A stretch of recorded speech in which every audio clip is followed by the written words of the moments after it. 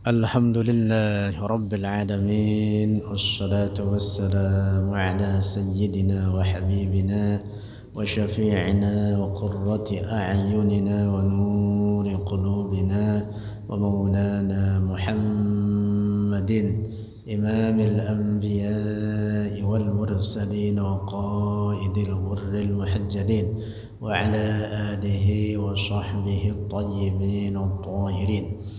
اللهم لا سهل إلا ما جعلته سهلا وأنت تجعل الحزن يا حي يا قيوم تجعل الحزن إذا شئت سهلا وأنت يا حي يا قيوم تجعل الحزن إذا شئت سهلا. اللهم ارزقنا الإخلاص في النية والقول والعمل ونعوذ بك من حال أهل النار آمين. قال الإمام أبو حنيفة رضي الله عنه أما الذاتية adapun sifat zat Allah fal hayatu maka al hayat wal qudratu dan qudrah wal ilmu wal kalamu was sam'u wal basaru wal iradah.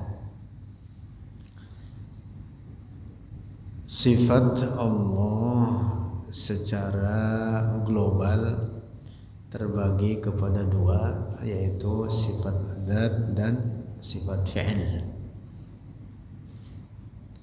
Sifat zat disebutkan oleh Al-Imam Abu Hanifah dalam risalahnya ini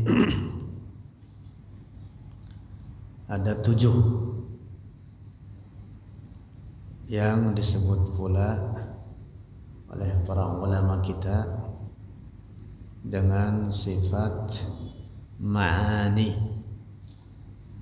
Sifat apa? Ma'ani.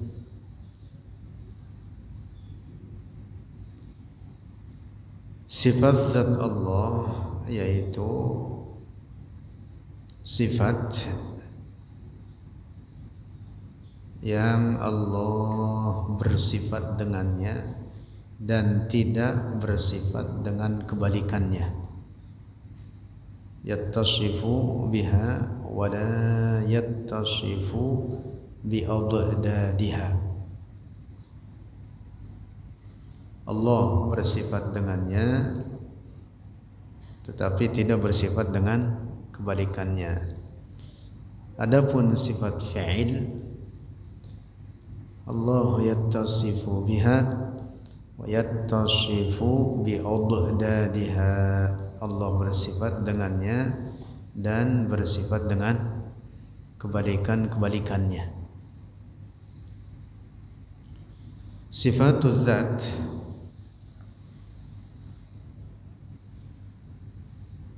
yang disebutkan di dalam Al-Quran atau An-Nusus Asy-Syar'iyyah, banyak disebutkan dalam Al-Quran dan di dalam hadis-hadis Rasulullah, yaitu 13. Sebagian ulama menyebutkan 20. Dari 13 tersebut atau yang 20 tersebut ada pembagian kategori. Yang pertama sifat nafsiyah, yaitu sifat apa? Wujud. Yang kedua sifat salbiyah, yaitu 5. Qidam, baqa, mukhalafatun lil hawadits, qiyamuhu bi nafsi, dan wahdaniyah. Kemudian berikutnya 7 disebut dengan ma'ani, yaitu qudrah, iradah, ilmu, hayat, sama', basar, dan kalam. Lalu pendapat ulama kita yang menyebutkan 20 menetapkan adanya sifat ma'nawiyah, yaitu sifat-sifat yang lazim adanya dari karena adanya sifat ma'ani, disebut dengan ma'nawiyah, yaitu kaunuhu qadiran muridan aliman hayyan sami'an basiran mutakalliman. Oleh karena sifat 13 ini ada banyak penyebutannya di dalam an-nusus asy-syar'iyyah, nas-nas syara', baik di dalam Al-Quran dan atau di dalam hadis-hadis Rasulullah. Para ulama kita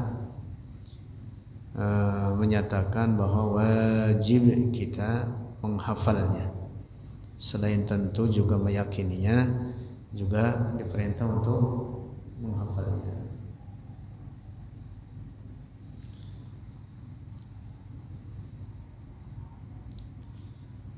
Sifat ma'ani yang 7 yang disebutkan di dalam risalah Al-Imam Abu Hanifah ini masing-masing memiliki ta'alluq kecuali sifat hayat. Kecuali sifat hayat.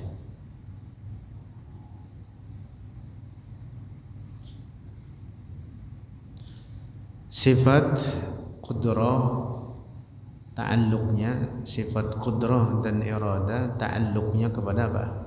Perkara mungkin akli atau jaiz akli, yaitu perkara yang ada dan tidak adanya dapat diterima oleh akal. Ma yutasawwaru fil aqli wujuduhu wa adamuhu.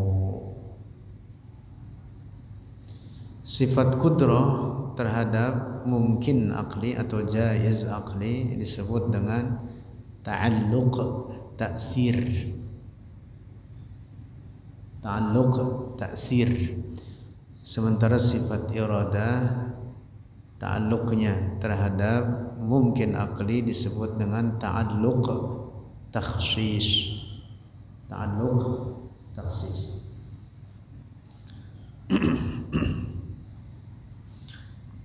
Ini pembicaraan panjang, tetapi saya ingin bahas yang bagian sangat penting karena ini sering diungkap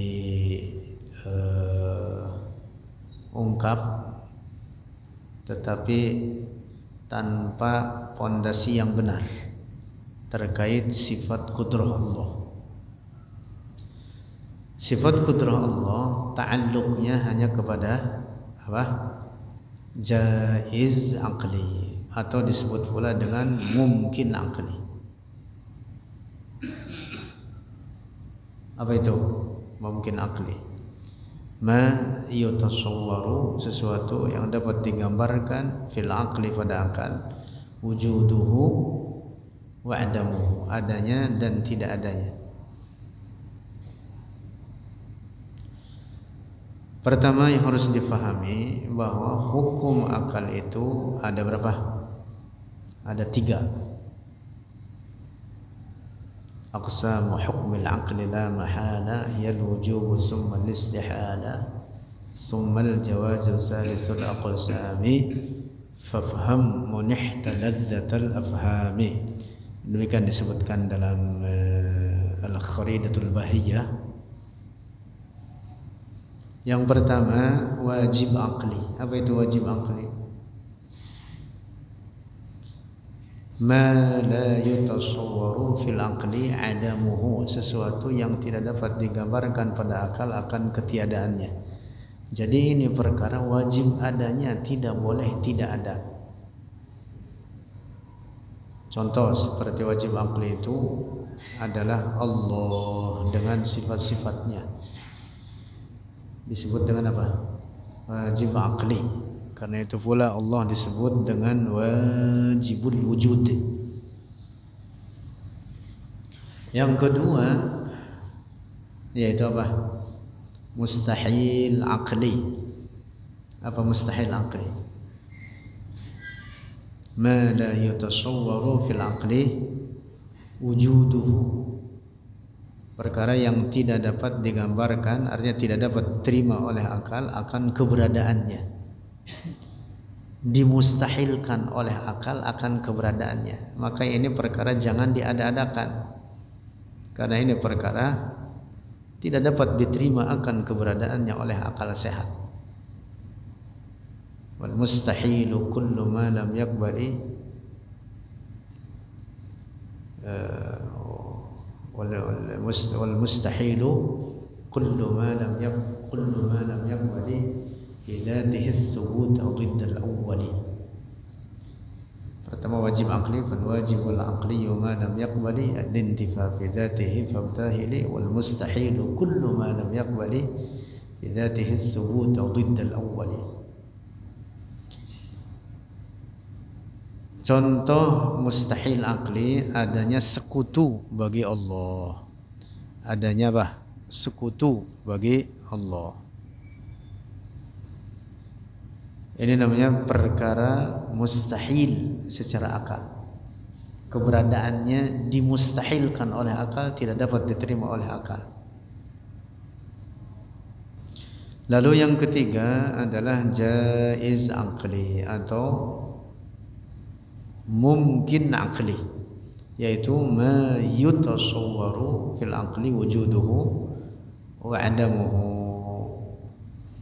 yaitu perkara yang dapat digambarkan pada akal akan keberadaannya dan ketiadaannya. Nah, sifat kudrah Allah dan iradah Allah ta'alluqnya, terkaitnya hanya kepada jaiz akli saja, tidak terkait dengan wajib akli, tidak terkait dengan mustahil akli. Mengapa? Oleh karena sifat kudrah Allah, kudrah itu artinya kuasa. Sifat kuasa Allah itu wazifahnya, tugasnya mengadakan atau meniadakan. Nah, sementara wajib akli adalah perkara yang wajib adanya, tidak boleh tidak ada.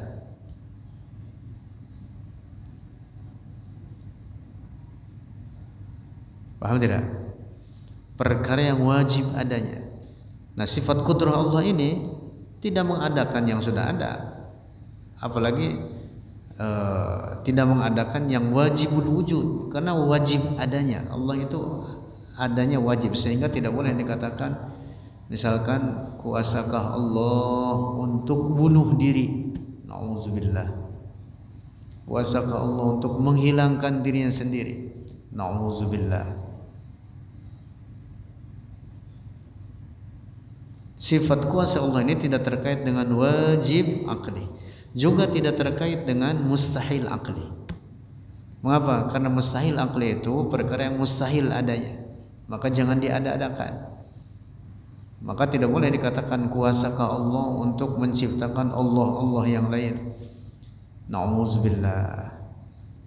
Sifat kudrah Allah itu tidak ta'alluq terhadap wajib akli, tidak ta'alluq terhadap mustahil akli, hanya ta'alluqnya kepada jaiz akli, yaitu perkara yang adanya dan tidak adanya dapat diterima oleh akal. Ini penting difahami ini, hukum akal yang tiga ini, supaya tertib dalam cara berpikir.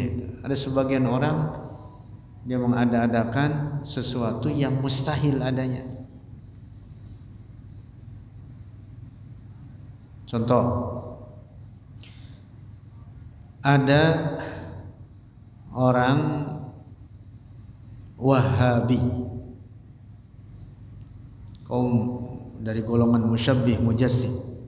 Mereka mengatakan apa? Kata mereka, Allah bertempat di atas arsy. Lalu kita bantah, arsy ciptaan Allah, Allah tidak bertempat pada ciptaannya. Lalu kemudian dia membantah lagi, kata dia apa? Mengapa engkau mengingkari Allah di atas arsy? Kan Allah Maha Kuasa. Bahkan kata mereka ini, seringkali mereka mengungkapkan kata-kata ini kata-kata buruk, tidak paham hukum akal namanya. Kata mereka apa? Bahkan jangankan bertempat di atas arsy, seandainya jika Allah berkehendak untuk bertempat di atas sayap seekor nyamuk, maka Allah kuasa untuk itu, karena Allah memiliki sifat kudrah. Nauzubillah. Ini orang tidak paham hukum akal. Ini orang namanya menetapkan perkara mustahil akli bagi Allah. Paham tidak ini? Adanya Allah bertempat itu mustahil secara akal. Mengapa? Oleh karena sesuatu yang bertempat itu mesti memiliki bentuk dan ukuran. Paham tidak ini? Ada lagi orang berkata, misalkan, kan menurutmu Allah Maha Kuasa. Jika demikian, kuasakah Allah untuk menciptakan batu yang sangat besar hingga Allah sendiri tidak sanggup mengangkatnya? Nauzubillah. Ini pertanyaan menyesatkan, tidak dijawab dengan iya, tidak dijawab dengan tidak. Kalau dijawab dengan iya, berarti dia sanggup mengangkatnya. Kalau dijawab tidak, berarti juga Allah lemah. Jawaban iya dan tidak menetapkan kelemahan bagi Allah. Maka jawabannya bukan dengan iya atau tidak, tapi kita katakan sifat qudrah Allah tidak ta'alluq terhadap perkara mustahil akli. Apa yang engkau tanyakan itu namanya perkara apa? Mustahil akli. Nah, makanya fahami dengan baik tiga hukum akal ini. Tentu ini diintisarikan oleh para ulama dari ayat-ayat Al-Quran supaya tertib cara berpikir. Ahkamul aql as-salasa ini, hukum akal yang tiga ini sangat penting untuk dipahami dengan baik. Lanjut. Wa ammal fi'liyatu, dan adapun sifat fi'il, fat-takhliqu, maka at-takhliq menciptakan, wat-tarziqu dan at-tarziq. At-tarziq artinya apa? Memberikan rezeki. Wal insya'u dan mengadakan, wal ibda'u dan menciptakan, sama artinya mengadakan dari tidak ada menjadi ada, was-sun'u dan menciptakan, maknanya sama. Wa ghairu dzalika, dan selain demikian itu, min sifatil fi'li, dari sifat-sifat fi'il. Nah, sifat fi'il Allahu yattasifu biha wa yattasifu bi awdadiha, Allah bersifat dengannya dan bersifat dengan kebalikannya. Dalam Al-Quran banyak, dan sifat Allah itu tidak terhitung jumlahnya dan tidak dibatasi dengan hitungan, bahkan yang kesimpulan maknanya yaitu Allah bersifat dengannya dan bersifat dengan kebalikannya, seperti menghidupkan, kebalikannya apa? Mematikan, meluaskan rezeki, dan kebalikannya apa? Menyempitkan bagi sebagian hamba-hambanya pada rezeki mereka. Yaqbidu wa yabsut. Nah, ini sifat apa namanya? Sifat fa'il. Lanjut. Lam yazal wa la yazalu bi sifatihi lam yazal. Senantiasa azali dia Allah dan tanpa penghabisan dengan sifat-sifatnya. Artinya bahwa sifat-sifat Allah seperti yang sudah kita jelaskan, yaitu azaliyatun abadiyah, tanpa permulaan dan tanpa penghabisan, tidak berkurang, tidak bertambah. Tidak ada yang baru pada sifat-sifat Allah dan nama-namanya. Misalkan di antara sifat Allah apa? Al-Khaliq, Maha Pencipta. Bukan berarti bahwa nama ini ada bagi Allah setelah Allah menciptakan makhluknya. Tidak. Allah adalah Al-Khaliq qabla wujudil makhluqat. Allah adalah pencipta sebelum Allah menciptakan segala apapun dari ciptaannya ini. Allah adalah Al-Khaliq. Nah, ini dia yang dimaksud bahwa sifat-sifat dan nama-nama Allah azaliyatun abadiyah. Allah di antara sifatnya adalah sifat ilmu, Maha mengetahui. Dengan sifat ilmunya Allah mengetahui segala sesuatu serinci-rincinya, segala peristiwa sebelum kejadiannya. Tidak ada apapun yang tersembunyi bagi Allah. Allah alim, maha mengetahui qabla wujudil ma'lumat, qabla wujudil makhluqat, sebelum segala sesuatu daripada alam ini ada, Allah adalah alim. Allah basir qabla wujudil mubsarat, Allah sami' qabla wujudil masmu'at. As-sam' wal basar sifat bagi Allah azaliyatun abadiyah, tanpa permulaan, tanpa penghabisan. Lanjut. Wa asma'uhu, dan nama-namanya Allah sifatun lahu, itu sifat lahu baginya Allah. Lam yahdus, tidak baharu, lahu baginya Allah, sifatun oleh satu sifat, walasmun, dan tidak oleh satu nama pun. Jadi tidak ada satu sifat pun atau satu nama pun bagi Allah yang yaitu baharu baginya, tidak ada. Lam yazal aliman bi'ilmihi, azali dia Allah senantiasa aliman, maha mengetahui bi'ilmihi, dengan ilmunya. Wal ilmu sifatuhu fil azali, dan ilmunya Allah adalah sifatnya, sifat Allah fil azali, pada azal, artinya tanpa permulaan. Nah ini penegasan dari Imam Abu Hanifah sebagai bantahan terhadap kelompok namanya Mu'tazilah. Mu'tazilah itu dikenal pula dengan kelompok Mu'attilah. Mu'attilah artinya kelompok yang menafikan sifat-sifat Allah. Ini kelompok sesat. Ta'til, menafikan sifat-sifat Allah, termasuk kufur. Kufur. Na'udzubillah. Na'udzubillah. Mu'tazilah itu punya konsep iman yang mereka sebut dengan al-usulul khamsah. Jadi dasar 5 pokok ajaran mereka. Yang ini adalah musibah besar. Ajaran Mu'tazilah ini musibah besar, dan isinya adalah kesesatan serta kekufuran. Salah satunya mereka menyebut konsep, istilah mereka konsep tauhid. Tetapi pemahaman tauhid dalam pengertian orang-orang Mu'tazilah itu berbeda dengan tauhid para ulama kita, ulama Ahlus Sunnah wal Jamaah. Para ulama kita dalam mentauhidkan Allah tidak menyerupakannya dengan suatu apapun, dan menetapkan sifat-sifat bagi Allah seperti yang ditetapkan oleh Allah dan Rasul. Nah, sementara Mu'tazilah mereka menyebut istilah konsep tauhid itu artinya menafikan sifat-sifat Allah. Jadi jangan terkecoh dengan konsep tauhid Mu'tazilah ini. Ini sering dikaji di perguruan-perguruan tinggi.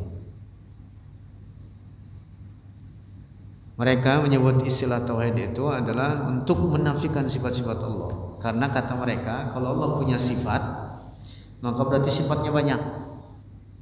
Kalau sifatnya Allah banyak, maka setiap sifat itu adalah qadim, tiada bermula. Dan kalau begitu, maka berarti terjadilah apa yang disebut dalam istilah mereka dengan ta'addudul qudama. Jadi yang qadimnya jadi banyak, sifat ini, sifat ini, sifat ini. Jika demikian, maka berarti apa? Kata mereka, batallah tauhid itu. Sehingga kesimpulan mereka, kata Mu'tazilah, supaya betul-betul mentauhidkan Allah, kata mereka, kami menafikan sifat-sifat. Allah tidak punya sifat-sifat. Allah mengetahui, tapi mengetahuinya Allah bukan dengan sifatnya. Jadi Allah nggak punya sifat yang disebut sifat ilmu, sifat yang disebut sifat qudrah, iradah, ilmu, hayat, sama', basar, nggak ada, kata Mu'tazilah. Nah, Imam Abu Hanifah di sini membantah itu. Makanya beliau melanjutkan apa? Qadiran bi qudratihi, aliman bi ilmihi, wal ilmu sifatuhu fil azal. qadiran biqudratihi, kuasa dia Allah dengan kudrahnya. Wa qudrat wal qudratu, dan qudrah sifatun, itu sifat lahu bagi Allah fil azali, pada azal. Nah, jadi Imam Abu Hanifah menegaskan ini untuk membantah kaum Mu'tazilah tersebut. Paham tidak ini? Nah, pangkal kesesatan Mu'tazilah itu mereka tidak dapat membedakan definisi sifat dengan zat. Ahlus Sunnah menjelaskan bahwa sifat dan zat adalah dua definisi yang berbeda. Sifat itu bukan zat. Zat itu berdiri sendiri, tapi kalau sifat tidak berdiri sendiri. Namanya sifat itu nggak bisa berdiri sendiri. Dia sabitatun bidzat, ay qaimatun bidzat, tetap dengan zat. Tetapi definisinya berbeda antara zat dengan sifat. Nah, Mu'tazilah tidak paham pengertian sifat itu apa, sehingga mereka menafikan sifat-sifat ini. Kata mereka alasannya untuk mentauhidkan Allah. Justru bukan mentauhidkan, tapi apa? Menta'tilkan, menafikan sifat-sifat Allah, mengingkari dan mendustakan terhadap sifat-sifat Allah, sehingga itu merupakan kekufuran.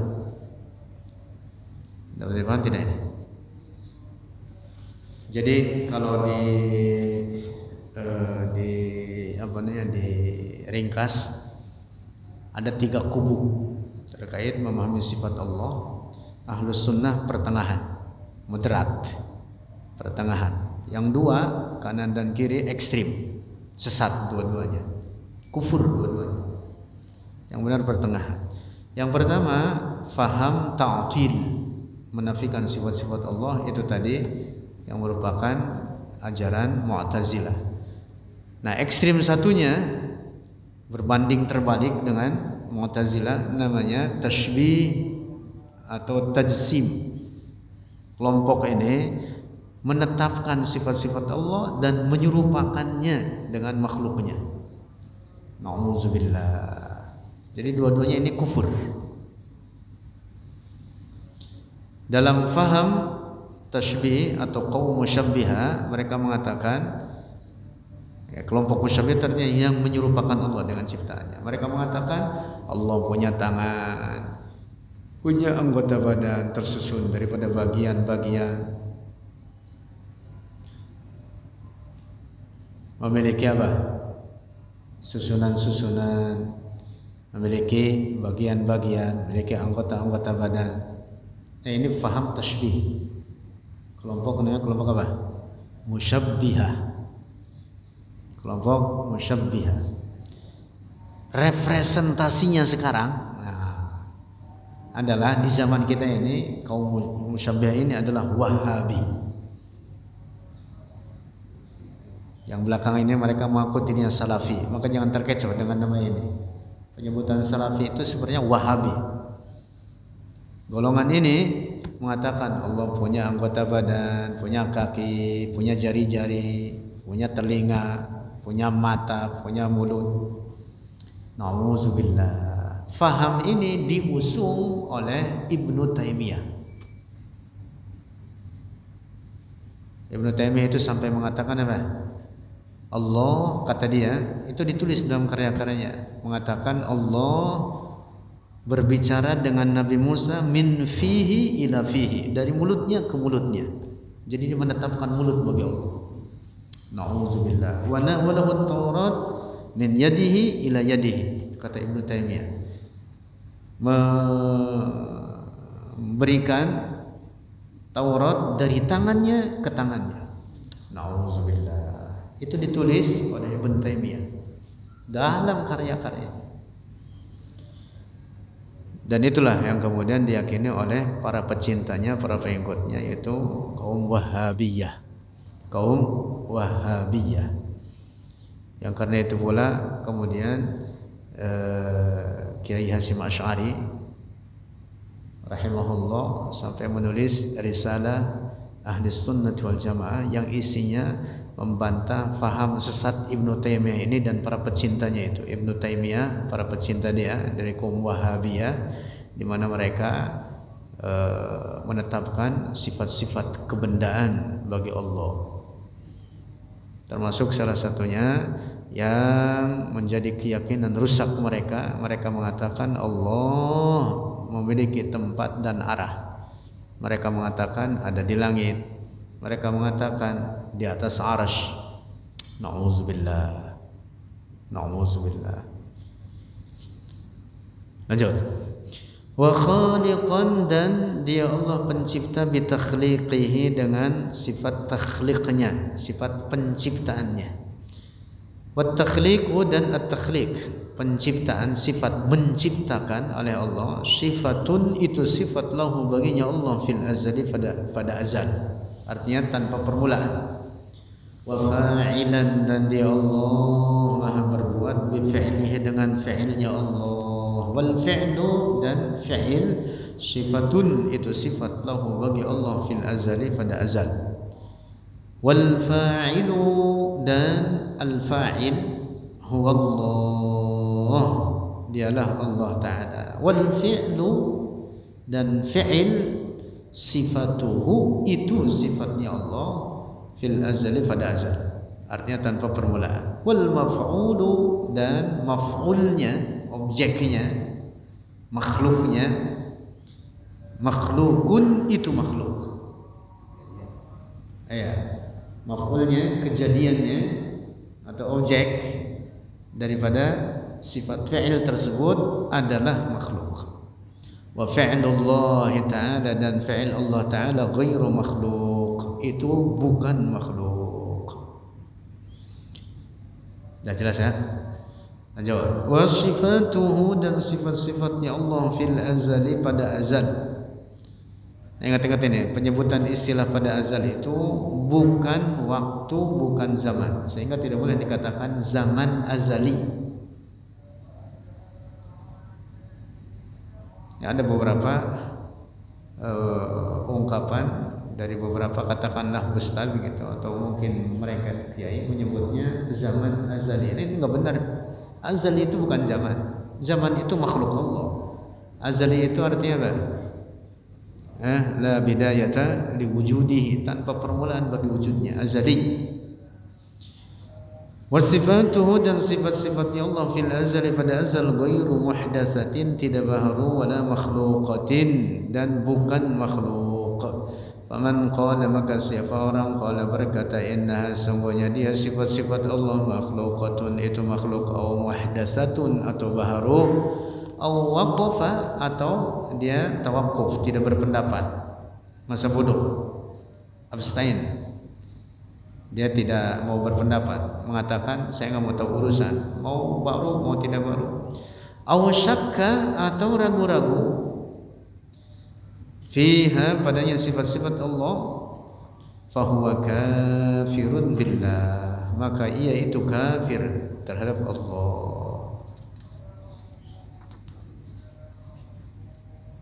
Paham ya?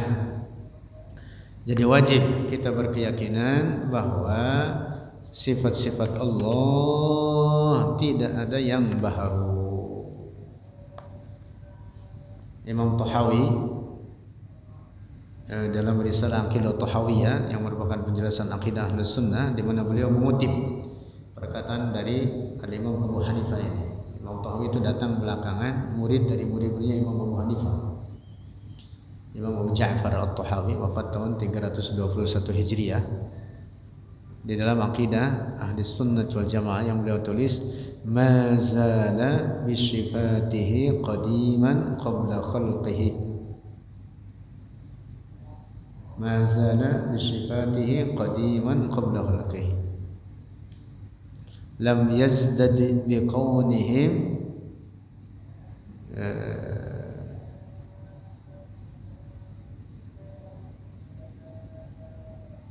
lam yazdad bi kaunihim sifatun, tidak bertambah dengan sebab adanya makhluk suatu sifat bagi Allah.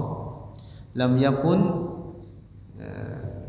min sifatihi, yang tidak ada dari sifatnya. Artinya tidak ada satu sifat pun bagi Allah yang dia itu baharu. Tidak ada sifat bagi Allah yang dari karena dia Allah menciptakan makhluknya lalu kemudian barulah ada sifat tersebut baginya. Tidak ada.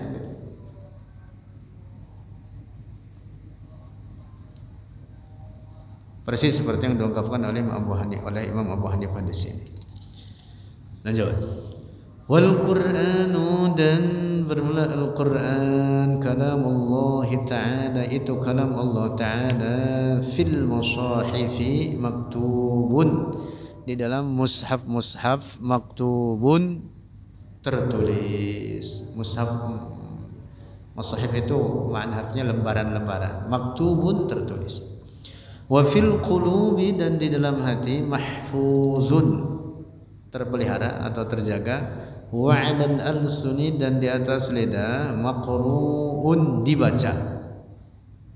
Wa 'alan nabi, dan atas nabi alaihi salatu wassalamu, munazzalun diturunkan. Wa lafzuna, dan lafaz kita, lafaz suara, lafaz yang diucapkan dengan mulut kita, suara.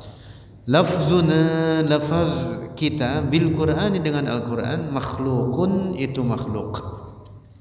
Wa kitabatuna, dan tulisan kita, lahu, baginya Al-Quran, makhlukatun, itu makhluk.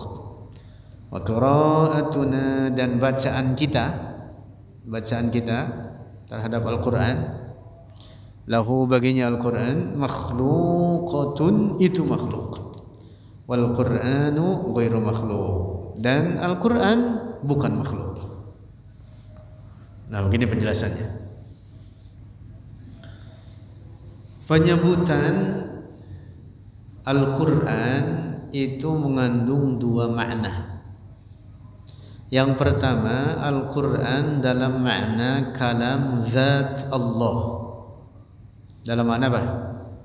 Kalam zat Allah, yang merupakan sifat baginya, sifat kalam zatnya, yang bukan sebagai huruf, bukan suara, dan bukan bahasa, bukan seperti kalam kita. Imam Abu Hanifah nanti di belakang beliau mencatatkan bahwa kalam Allah bukan dengan huruf-huruf, bukan dengan suara, bukan dengan alat-alat. Nah, yang dimaksud apa? Sifat kalamnya, sifat kalamnya. Yang kedua, Al-Quran dalam makna al-lafzul munazzal. Dalam mana apa? Al-lafzul munazzal, lafaz yang diturunkan. Nah, lafaz itu apa lafaz?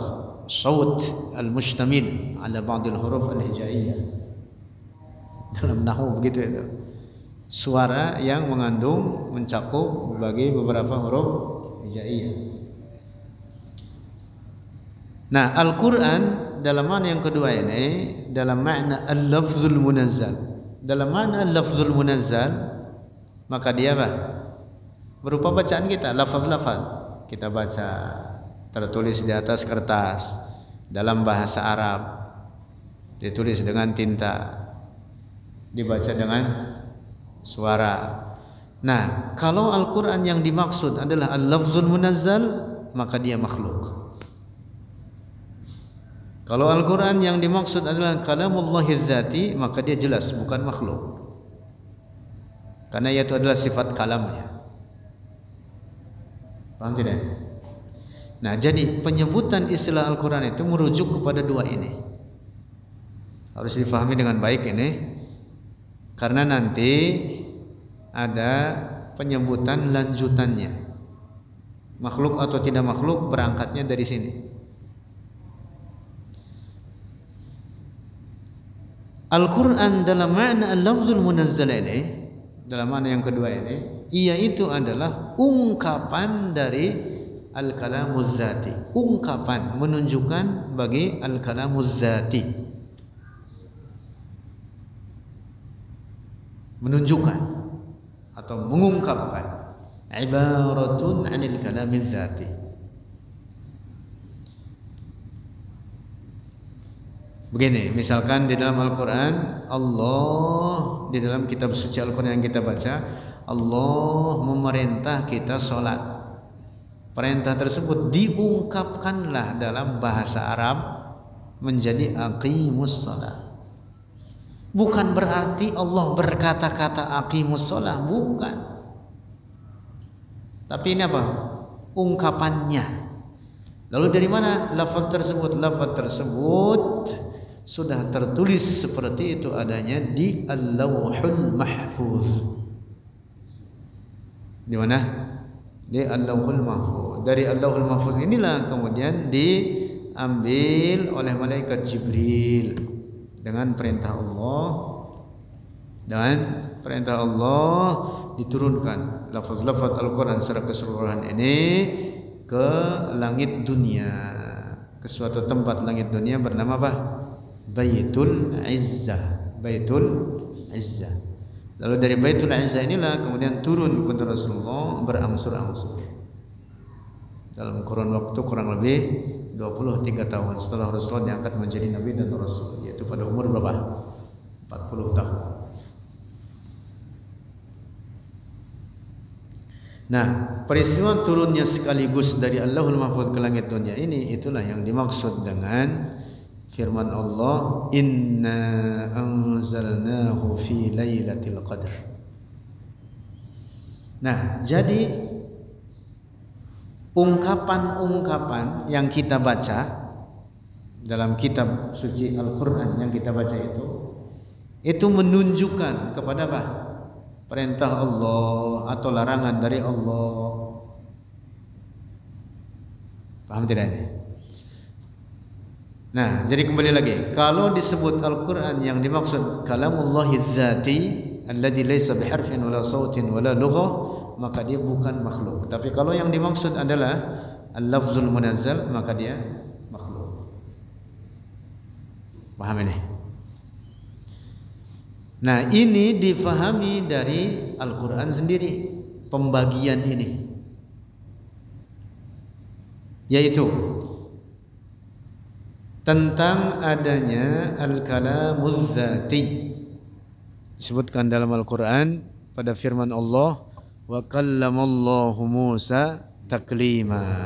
Wa kallamallahu Musa taklima. Ini ayat memberikan makna tentang adanya apa? Al-kalamuz zati. Allah membuka hijab dari Nabi Musa sehingga Nabi Musa mendengar kalam zat Allah yang bukan huruf, bukan suara, dan bukan bahasa. Karena itulah Nabi Musa memiliki gelar istimewa disebut dengan apa? Kalimullah. Disebut dengan apa? Kalimullah. Nah, sementara yang kedua, yaitu dalam makna al-lafzul munazzal, ada ayat Al-Quran mengisyaratkan kepada ini, yaitu diantaranya firman Allah, wa in ahadum minal musyrikin istajaraka fa'ajirhu hatta yasma'a kalam Allah summa ablighu ma'manah.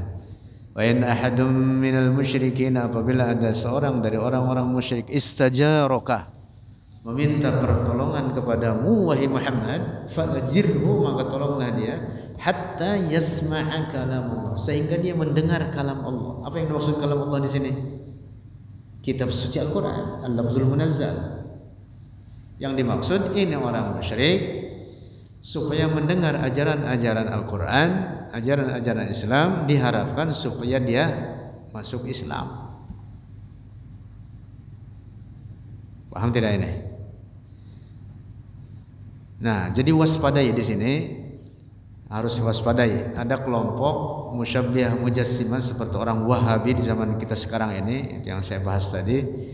Di antara kesesatan mereka, dari sekian banyak kesesatannya, mereka mengatakan, kata mereka, kalam zat Allah atau kalam Allah adalah huruf, suara, bahasa, dan suara, huruf, dan bahasa. Sehingga kata mereka, bacaan-bacaan Al-Quran yang kita baca persis itulah kalam Allah.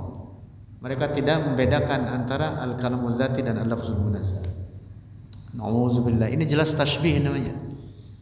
Jadi kata mereka, Allah mengeluarkan huruf-huruf, Bismillahirrahmanirrahim, ba, sin, mim, alif, lam, ha. Nauzubillah. Jelas ini keyakinan rusak. Ini namanya tasybih, menyerupakan Allah dengan ciptaannya. Nah, dapat dipaham ini? Nih sebagai pendekatan, kalau umpama kita tulis di papan tulis Allah, bukan itulah Allah nempel di papan tulis yang kita sembah, bukan, tetapi itu apa? Tulisan menunjukkan kepada adanya zat yang maha suci yang kita sembah yang bernama Allah. Bacaan-bacaan Al-Quran yang kita baca disebut kalamullah, bukan berarti Allah mengeluarkan huruf-huruf bahasa dan suara seperti bacaan kita, bukan, tetapi ini adalah apa?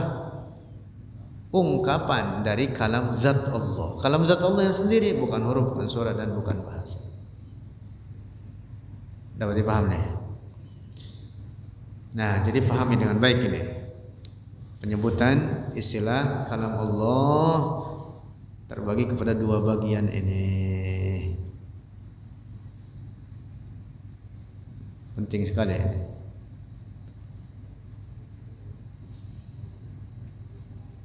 Jangan sampai kemudian mengatakan bahwa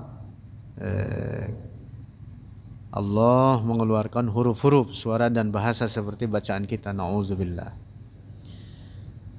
Nah, tapi demikian Imam Abu Hanifah di sini tadi menuliskan wal Quran ghairu makhluk. Artinya tidak boleh dikatakan secara mutlak Al-Quran makhluk atau ghairu makhluk. Tidak dikatakan ini dan ini, tetapi dirinci. Di maqam ta'lim, seperti di maqam pengajaran semacam ini, dengan dirinci, dijabarkan, diperjelas. Al-Quran itu ada dua pemahamannya, ada dua pengertiannya. Jangan dikatakan sekaligus Al-Quran makhluk. Juga tidak dikatakan Al-Quran ghairu makhluk, tapi dengan dirinci. Yaitu rinciannya Al-Quran bima'na al-kalami dzati alladhi laysa biharfin wala sautin wala lughah, maka dia apa? Ghairu makhluk, bukan makhluk. Tapi kalau Al-Quran bima'na yang kedua, bima'na lafzil munazzal alladhi huwa biharfin wa sautin wa lughah, fahuwa makhluk. Paham tidak? Karena Al-Quran ini ungkapannya dari kalam Allah yang dalam bahasa Arab disebutlah Al-Quran. Kitab-kitab terdahulu sebelum Al-Quran sama disebut juga apa? Kalamullah dalam makna lafzul munazzal. Taurat, Injil, bahasa Ibrani, bahasa Suryani, itu semua disebut apa? Kalamullah. Tentu yang asli dahulu yang turunkan kepada Nabi Musa dan Nabi Isa. Nah, itu semua apa? Dalam mana apa? Ibaratun anil kalamil dzati. Nah, rinciannya seperti itu. Wallahu a'lam bishawab.